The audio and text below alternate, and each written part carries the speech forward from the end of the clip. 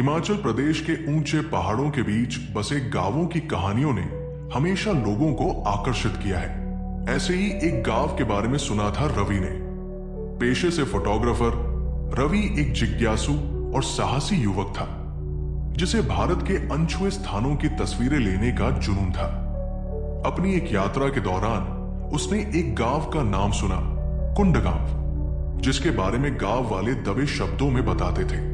कहते हैं कुंड गांव में कोई बुरी आत्मा का साया है और जो भी वहां गया वो लौट कर नहीं आया। रवि के लिए यह किसी रोमांचक कहानी जैसा था। लोगों की चेतावनियों को अनसुना करते हुए उसने तय किया कि वो कुंड गांव जाकर वहां की तस्वीरें लेगा और इस रहस्यमयी स्थान का सच सामने लाएगा।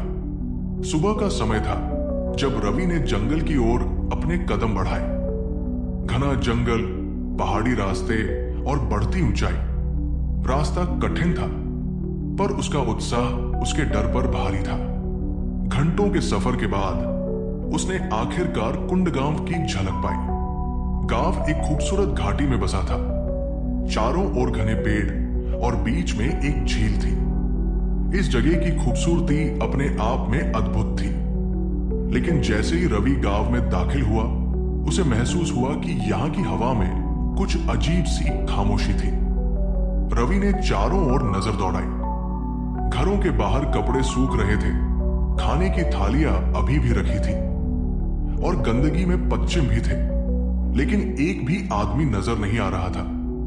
एक अजीब सा सन्नाटा पूरे गांव में पसरा हुआ था, मानो किसी ने समय को यहां रोक दिया हो। जैसे जैसे वो गांव में घूमने लगा, उसे अचानक ऐसा लगा मानो कोई उसे देख रहा हो। कुछ अजीब सी परछाइयां उसकी नजरों के कोनों में दिखाई देने लगी। दरवाजों के पीछे खड़े चेहरे, खिड़कियों से झांकते हुए परछाइयां। लेकिन जब भी वो मुड़कर देखता, वहां कुछ नहीं होता। शाम होते होते उसकी घबराहट बढ़ने लगी। कुंड गांव के घरों की परछाइयां मानो धीरे धीरे उसके चारों ओर घेर रही थी। उसने सोचा कि रात में किसी एक घर में रुक जाएगा और सुबह होते ही यहां से निकल जाएगा। जैसे ही रात का अंधेरा बढ़ने लगा, गांव में ठंड और डरावनी हो गई। हल्की हल्की फुसफुसाहटें उसे सुनाई देने लगी। कई बार उसे अजीब सी आवाजें और कदमों की हलचल भी सुनाई देती, पर हर बार दरवाजा खोलने पर बाहर कोई नहीं होता। उसकी बेचैनी अब डर में बदलने लगी थी। उसे लगने लगा कि यह गांव वाकई में वैसा नहीं है जैसा वो समझ रहा था। उसने अपने कमरे के दरवाजे को बंद कर दिया और सोने की कोशिश करने लगा। लेकिन तभी उसने सुना कि कोई फुसफुसाते हुए बोल रहा है, आओ, हमारे साथ आओ। उसे लगा कि यह आवाज उसके मन का भ्रम है, लेकिन वो आवाजें लगातार तेज होती जा रही थी। रवि ने गांव की उन छोड़ी हुई चीजों को देखना शुरू किया, जिसमें उसे एक पुरानी डायरी मिली। डायरी में लिखे हुए शब्द धीरे धीरे अंधकारमय हो गए थे। डायरी के पन्नों में गांव वालों के बारे में बातें थी और फिर अचानक उनमें एक अजीब सा बदलाव आने लगा। उन पन्नों पर लिखा था कि गांव में एक पुरानी आत्मा ने वास कर लिया था और एक प्राचीन अनुष्ठान के दौरान कुछ गलत हो गया था। उन्होंने अपनी आत्माओं को यहां बांध लिया था। वे अब मरकर भी मुक्त नहीं हो पाए थे। रवि के दिल की धड़कनें तेज हो गई। उसे अब समझ में आ रहा था कि यह गांव एक श्राप के घेरे में कैद था।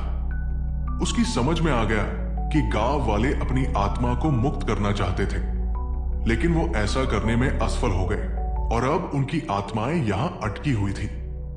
रात के अंधेरे में रवि ने महसूस किया कि वो अब अकेला नहीं था।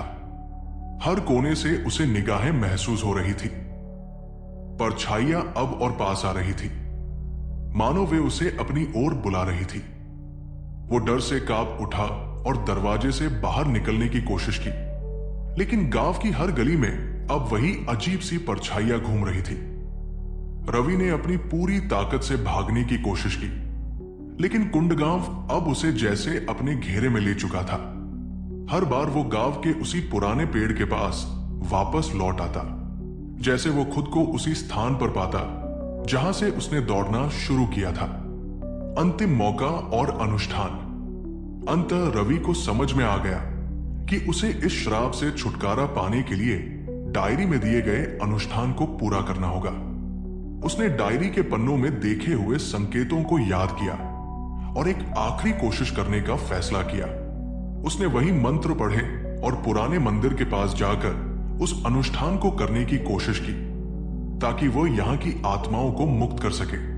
अनुष्ठान के दौरान अचानक हवाएं तेज हो गई और एक तेज रोशनी फैली। एक एक करके सभी परछाइयां गायब होने लगी और सन्नाटा फिर से गांव पर लौट आया। रवि ने राहत की सांस ली। उसे महसूस हुआ जैसे गांव के सभी लोग अब मुक्त हो चुके थे। उसने तुरंत गांव से बाहर निकलने की कोशिश की और इस बार वो बाहर निकलने में सफल हुआ।